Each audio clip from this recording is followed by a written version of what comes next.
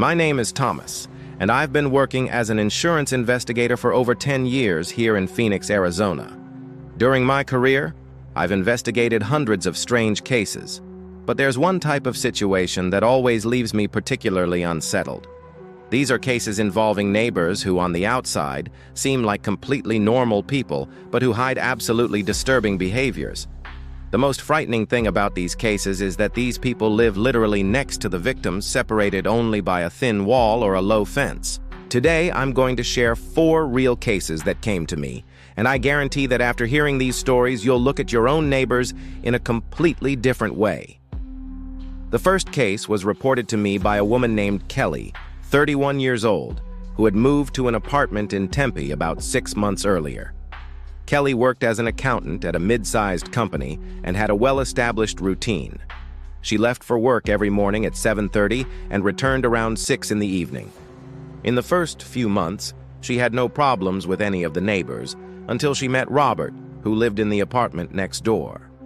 Robert was a man of approximately 50 years old, always very polite and helpful. He offered to receive packages when Kelly wasn't there, helped carry heavy groceries, even offered to water her plants when she traveled for work. Kelly thought she had found the perfect neighbor. But then strange things started to happen. Kelly noticed that Robert always knew exactly when she arrived home, even when she changed her schedule. He would appear at his door the exact moment she parked her car, as if he were watching from the window all the time. Even stranger, Robert began making comments about the clothes Kelly wore to work, details he could only know if he were watching her leave home every morning. When Kelly casually mentioned that she was thinking about changing jobs, Robert immediately knew the name of the new company she was considering working for, information she was sure she had never shared with him. The situation escalated when Kelly discovered that Robert had keys to her apartment. She came home one day and found a bouquet of flowers on the kitchen table, along with a note that said, "For my favorite neighbor." Kelly was absolutely certain that she had locked the door when she left that morning, and she was the only person who should have access to the apartment. When she confronted Robert about the flowers, he simply smiled and said that the building manager had asked him to check if everything was okay because Kelly hadn't answered the door when he knocked earlier.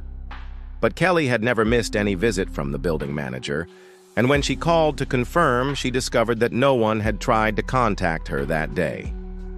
The second case involves a man named David, 28 years old, who bought his first house in a quiet suburb of Scottsdale. David was a programmer and worked mainly from home, so he spent most of his time in his home office. His next-door neighbor, a woman named Margaret of about 60 years old, seemed to be a lovely lady. She always greeted David when she saw him in the yard, sometimes brought homemade cookies, and frequently offered help with anything he needed. David felt lucky to have such a kind and attentive neighbor. Things started to get strange when David realized that Margaret knew very specific details about his daily routine and personal habits. She knew that he drank decaffeinated coffee in the afternoon, that he preferred pepperoni pizza, even that he had a scar on his left arm from a childhood bicycle accident. David didn't remember sharing this information with Margaret, but initially thought that maybe he had mentioned it during some casual conversation he couldn't remember. But then David discovered how Margaret was obtaining all this information. One night, when he went to take out the trash, he noticed that his trash can was in a slightly different position from where he had left it. Curious, David decided to investigate and discovered that someone had carefully searched through his garbage, reorganizing everything back almost perfectly. He found evidence that Margaret was regularly examining his discarded items, food packaging, discarded mail, even empty medicine bottles. That's how she knew so much about his personal life. The third case was reported to me by a family, the Johnsons, who lived in a 2-story house in Chandler. They had 2 small children and had moved to the neighborhood looking for a safe environment to raise the kids. The neighbor across the street, a man named Carl, seemed perfect for the neighborhood. He kept his yard immaculate, never made noise, and always waved politely when he saw them. Carl even offered several times to babysit the children if the Johnsons needed to go out. What the Johnsons didn't know is that Carl had installed a telescopic camera in his house's attic, positioned so that he could observe directly into the interior of their house, especially the children's bedrooms. For months, Carl had been recording the family's daily activities, creating an extensive archive of videos that documented everything from morning routines to intimate family moments. The discovery only happened when an internet technician who was working at the Johnsons' house noticed a suspicious reflection coming from Carl's attic window. When they investigated more deeply, they discovered not only the surveillance equipment, but also hundreds of hours of recordings. The fourth and most disturbing case involves a woman named Lisa, 35 years old, who lived alone in a house in Mesa. Her backyard neighbor, a man named Steven, seemed to be completely harmless.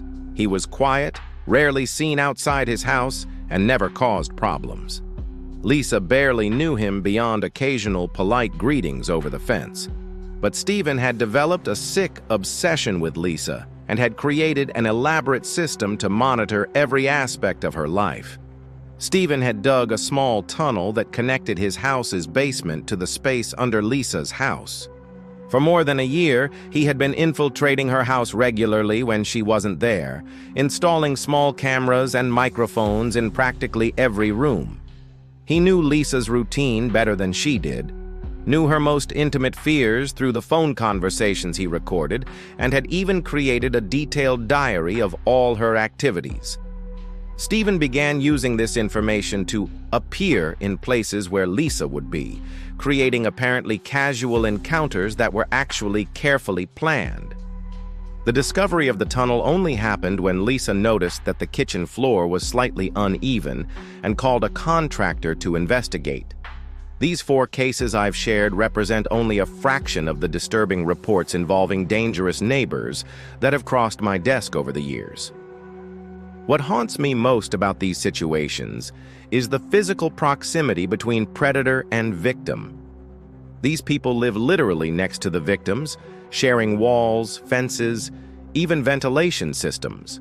They have privileged access to the routines, vulnerabilities, and intimate moments of people who believe they are safe in their own homes.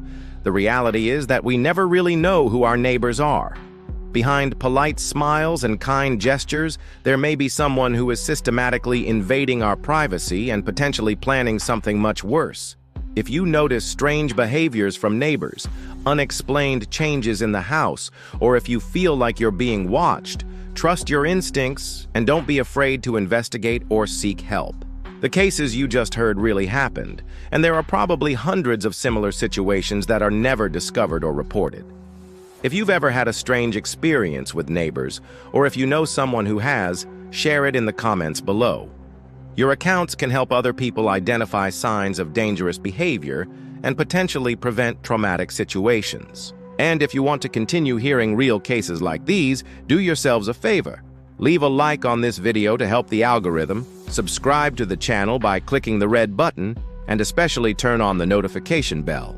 Next week, I'm going to tell you about 3 cases of people who discovered that their own phones were being used to spy on them. So turn on notifications so you don't miss it. Thank you for watching, and watch out for your neighbors.